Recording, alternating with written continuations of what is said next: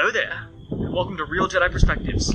My name is Silamo, and this is Tools of the Jedi, Episode 2, The Force. So, the Force is a very controversial topic in the community in a lot of ways. But I think it's important to talk about. So in the fiction, the Force is a very important part of, who the Jedi are. Right? The Jedi all draw on the Force. Not the only ones. Sith exist, they draw on the Force. There are other Force users, in the expanded universe or Legends now.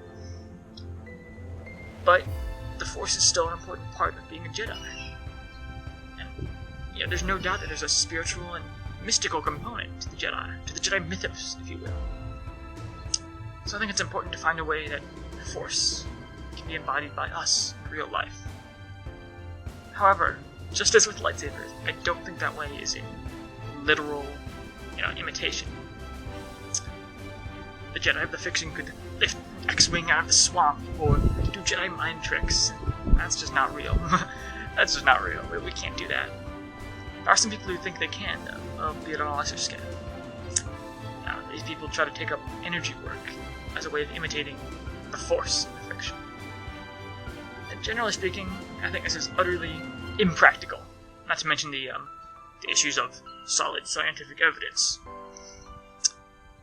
So, for instance, I've met people who claim that they trained energy work for years to be able to do telekinesis and knock a water bottle over.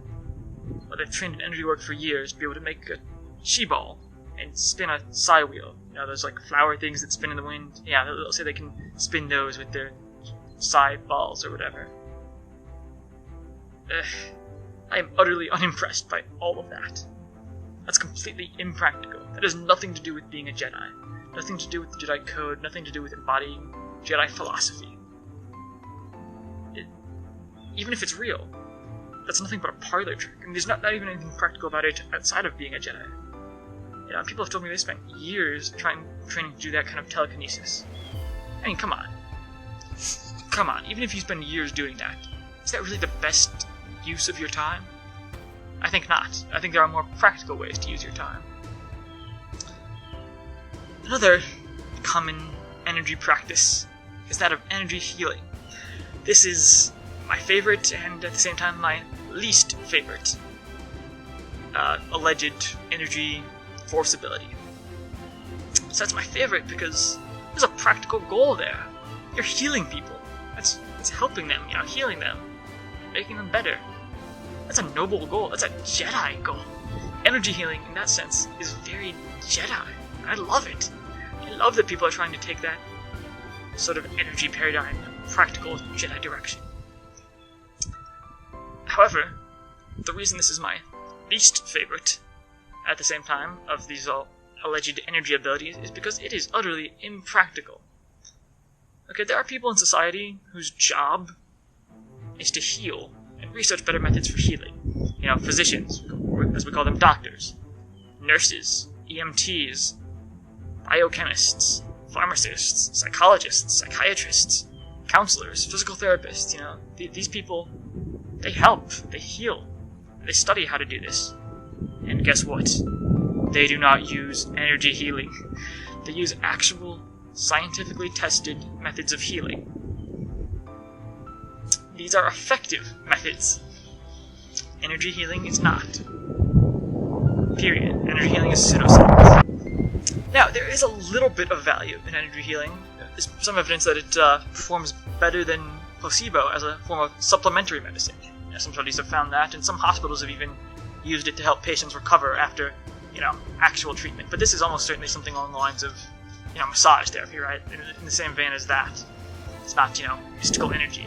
Or like acupuncture. How acupuncture has been found to actually have some effectiveness. Not because of remedies, but just because of the actual science.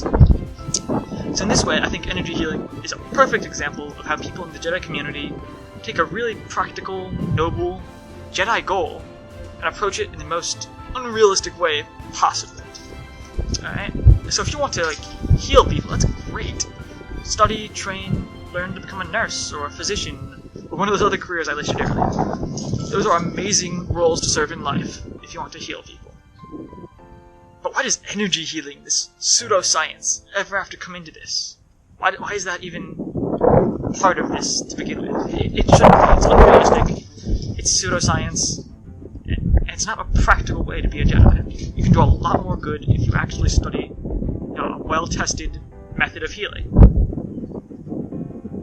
There are also some people who worry more about internal energy work, inner alchemy, things like that. This is a little more practical, I think, and there's value in visualizations and imagery, right? You visualize, what I like is, you visualize positive white air coming in through you, and then you visualize the darkness leaving you, something like that, that can be useful imagery.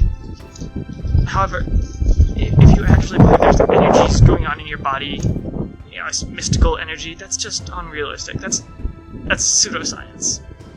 And I'm sure you can find better ways to spend your time than manipulating energy inside you or trying to balance or cleanse your chakras or open your third eye or any nonsense like that. So, with all that said, do we just throw out the Force? Is it useless to us? Well, just as with lightsabers, I don't think so.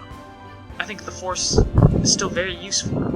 To me, the Force is a sort of general spiritual belief in the good in people, the good in humanity. Just like Luke saw the good in his father. We see the good in people. We believe in the value of life. And we see the interconnections between all things, right? Obi-Wan says that the Force binds us all together. What binds us all together? It's our shared experiences, our connections, our humanity. That, I think, is very practical. Because it reminds us that we're all connected. I influence you. I influence everyone I see. I influence everyone in my sphere of influence. You influence people around you. We have real impacts on the people around us. And so we've got to remember to empathize with people, alright? Struggles we've been through, they're going through as well. Alright? This can also inspire us to go out of our way to extend our sphere of influence, to help people. For instance, I recently volunteered at a homeless shelter. And these people, a lot of them they're at their low points in life. They're struggling to get by.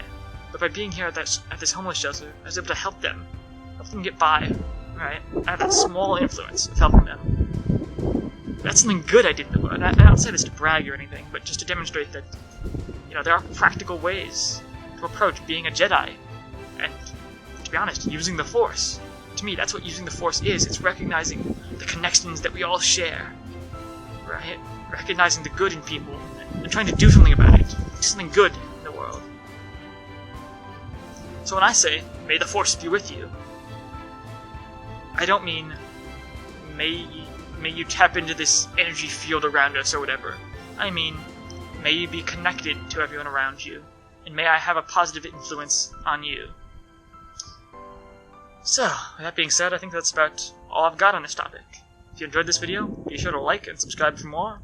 If you have any suggestions or anything else you want to say, be sure to leave a comment down below. I will see you next time. May the Force be with you.